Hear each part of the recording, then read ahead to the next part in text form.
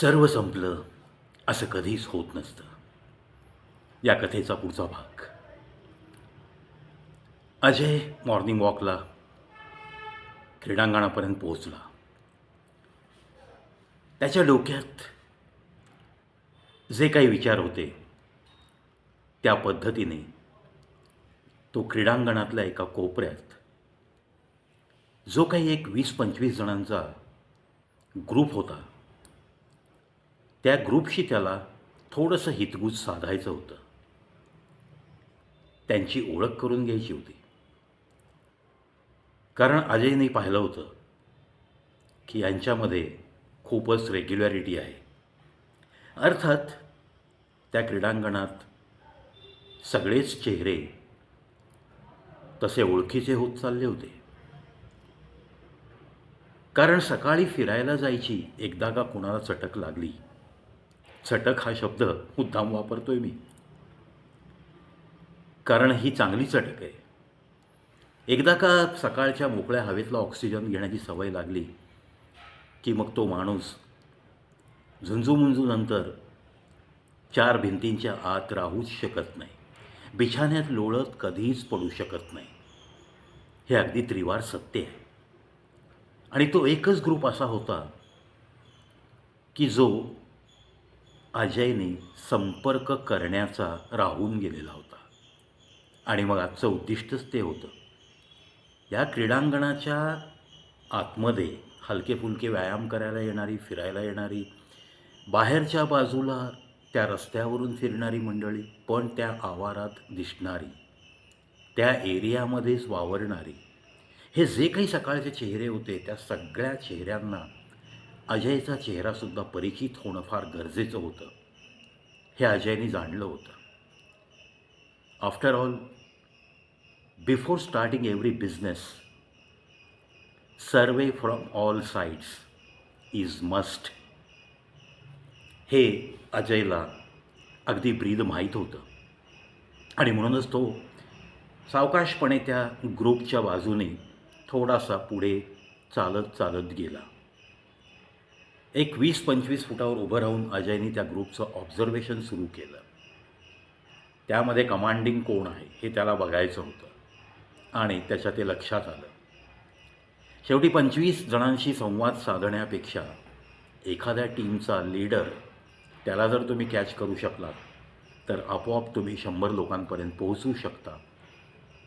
हे सुद्धा गणित तो या कॉर्पोरेट सेक्टरमध्ये नक्की शिकलेला होता.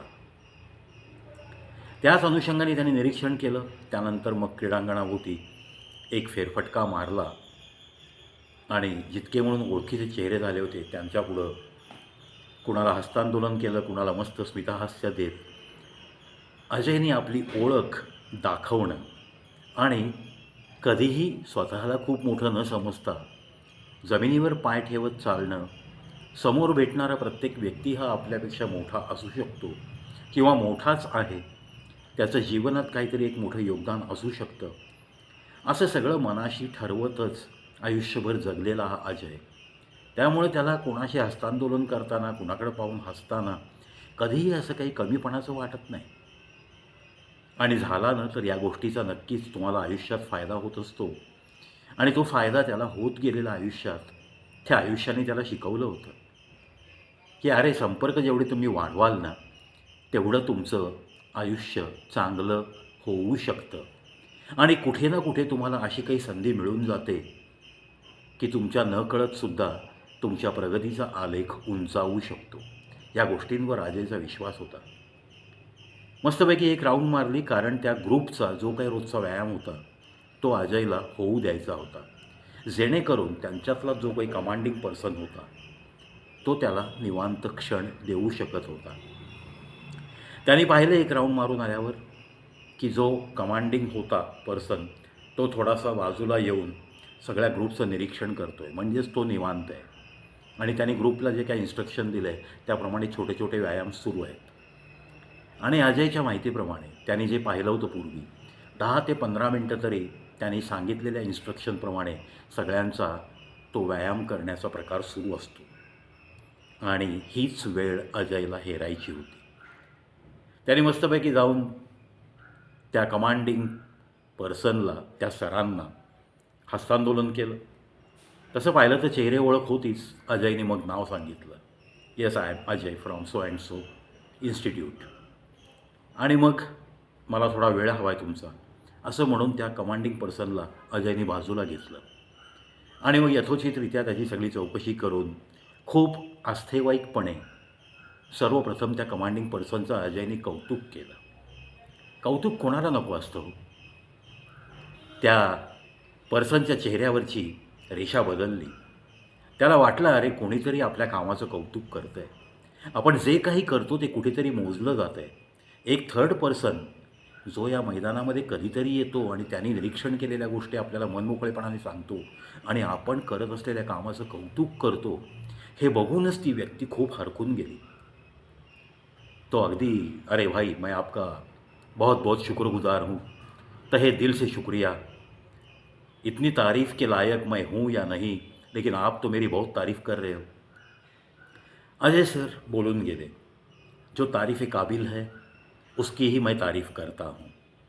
मैं कोई ऐसा इंसान नहीं हूँ जो कि किसी मतलब के लिए किसी भी ऐरे गैरे की इतने तारीफ़ के फूल बरसाते हुए उसके साथ मिल सकूँ, ऐसा मेरा भी तो नेचर नहीं है. जो कुछ आप में है, आप में जो कुछ मैंने देखा है, बस वही मेरे होठों पे आया है. असं म्हणून अजयने त्याचं 5 मिनिटात मन जिंकून घेतलं आणि मग मुख्य विषयाला हात घातला कि हम 2 दिन में यहाँ ऐसे ऐसे एक शॉप ओपन कर रहे हैं जहाँ आपको ये चीज़ें मिलेगी, वो चीज़ें मिलेगी. आपकी कुछ अगर रिक्वायरमेंट है तो बताइए कि आपको अपने ग्रुप के लिए क्या कुछ लगता है. जो भी हल्की सी वर्जिश होती है यहाँ आते हुए सब लोगों की, तो उसके बाद आपका रिफ़्रेशमेंट का क्या प्लान रहता है, क्या कुछ खाते हो, क्या प्रेफर करते हो. मग त्या माणसाने त्यांना सांगितलं अजयला की अरे माझ्या ग्रुपमधली काही माणसं मोड आलेले स्प्राउट खातात, काही लोक छानपैकी ब्लॅक टी, हर्बल टी पिणं पसंत करतात. पण जिथं जिथं जे ॲव्हेलेबल आहे तिथे हा ग्रुप स्कॅटर्ड होतो.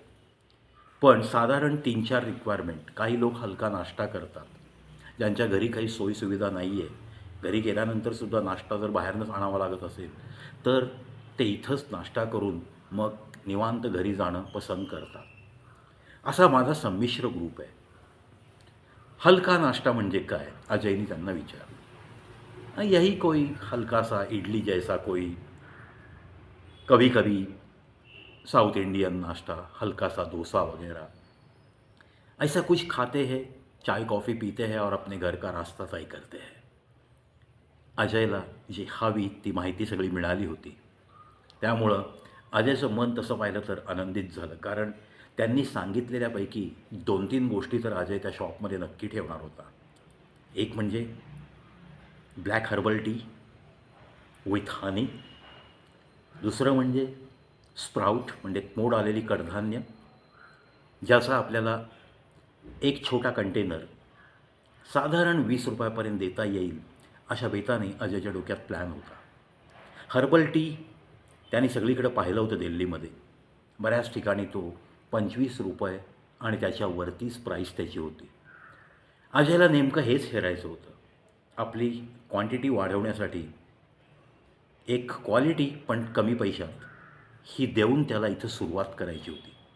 आणि मग अजयने ठरवलं, चलो हम एक 2-3 रुपया कम लेंगे लेकिन हर्बल टी एक नंबर का देंगे. अनुपमाने त्याला प्रॉमिस केलं होतं की या गोष्टी मी खूप उत्तमरित्या करू शकते. आणि मग अनुपमाकडचं सॅम्पल टेस्टिंग यासाठीची तारीखसुद्धा उद्याची ठरलेलीच होती, कारण अनुपला अजय सरांनी सांगितलं होतं की उद्याचा दिवस सकाळचे 2 तास मी अनुपमा आणि निखिलला देणार आहे. त्यामुळं अजयच्या डोक्यात सगळा प्लॅन तयार होता.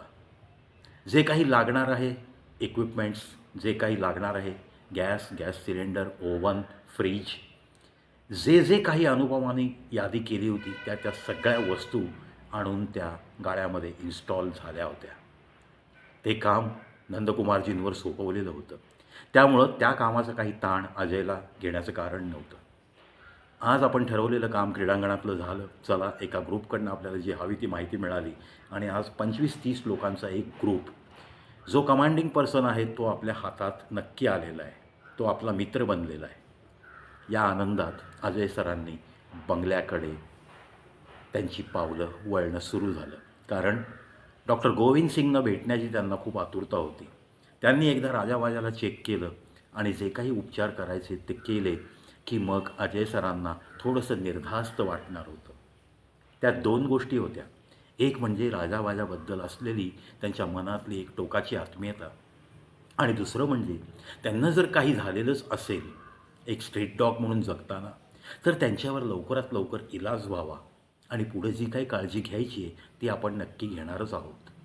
अशा विचारातच अजय कधी एकदा बंगल्यात पोचला त्याचं त्यालाच कळलं नाही. पाहतो तर एक नवीन स्कूटर बंगल्याच्या आवारात उभी असलेली त्याला दिसली. अजयनी ताडलं, अरे बहुतेक डॉक्टर गोविंद सिंगची ही गाडी असावी. आणि तसाच विचार करत अजय आत शिरणार तेवढ्यात राजाबाजाने येऊन अंगावर उड्या घ्यायला सुरुवात केली.